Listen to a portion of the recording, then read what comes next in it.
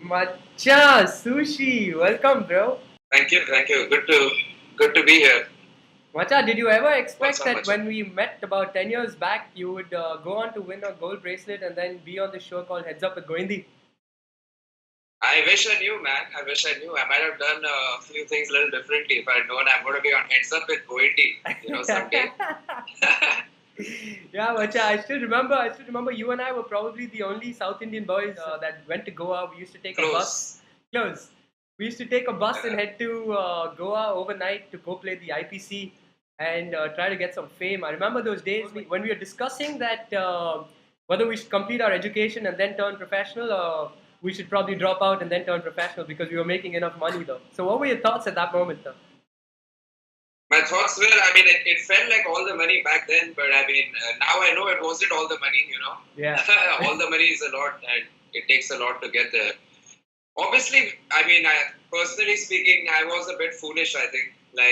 Maybe I should have finished my education first and then gone about doing things. But everything worked out in the end for me, I think. I've not done bad. So I've been fortunate that way. But like, if I were to tell somebody, I wouldn't advise them to go about doing things the same way I did. Yeah, yeah.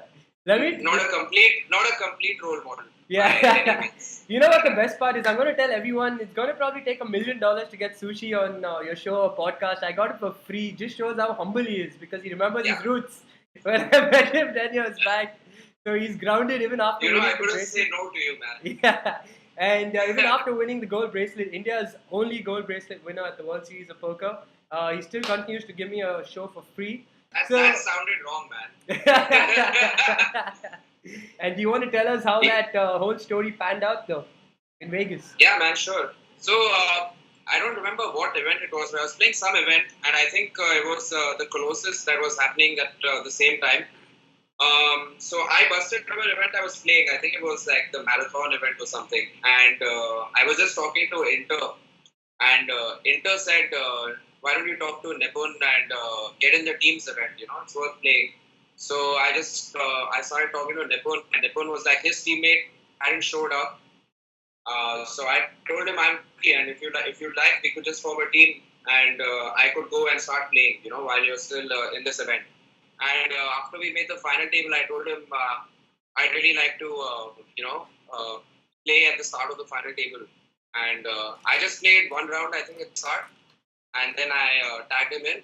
And later, at some point, I ended up taking over, and I never got up once I started. I think even it was 4-hand or 5-handed. From then down to the win. So that was pretty special. Yeah. I finally ended up closing out where it really mattered. So I wasn't known for being a closer before, I think. Yeah, that's a pretty interesting story, and I think whole of India was probably cheering you on at that moment. I remember Facebook and Twitter going pretty crazy with all the rail, and must have been a special moment though. I'm pretty sure every Indian wanted to be in your shoe. The bigger question is what do you do with all the money? Most of it went to the US tax authorities. US tax authorities. Were there a lot of women chasing you after that? No, man. I was pretty motivated. Like I said, all of last year. At least up until the Vegas run got done. But Sushi, the biggest thing for me is ever since I've known you, let me tell everybody. So you probably weighed 100 plus kgs, both in terms of your beard and in terms of your weight, and you probably never got out of the room. You probably went bust like 2 or 3 times. But to be able to bounce back from there, shed about 20, 30 kilos, and be India's only bracelet winner. I mean, I want you to explain to people what that journey has been and how that winning mentality came about. I've been wanting to get serious for a very long time. Like I think I always knew when I was screwing up, and I never felt good about it. Obviously, nobody would. And I think you and everybody else who's known me for a long time knows exactly what I was like back then. And for me to have brought about so many changes, it actually took, I think, a lot of willpower. And I just finally decided it's time to get serious. So the PSL was coming up, and we knew that that's going to be big. So I really wanted to get ready for that and be in the best shape both physically and mentally.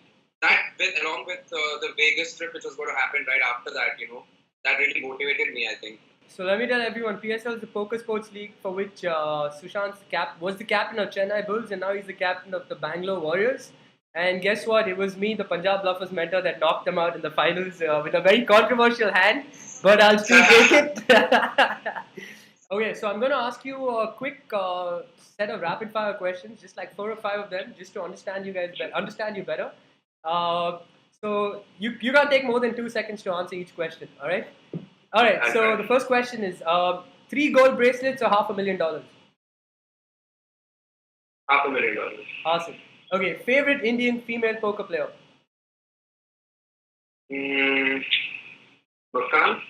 Okay. Favorite Indian male poker player apart from yourself. Adi. Adi. Okay. Who would you play heads up strip poker with for a gold bracelet?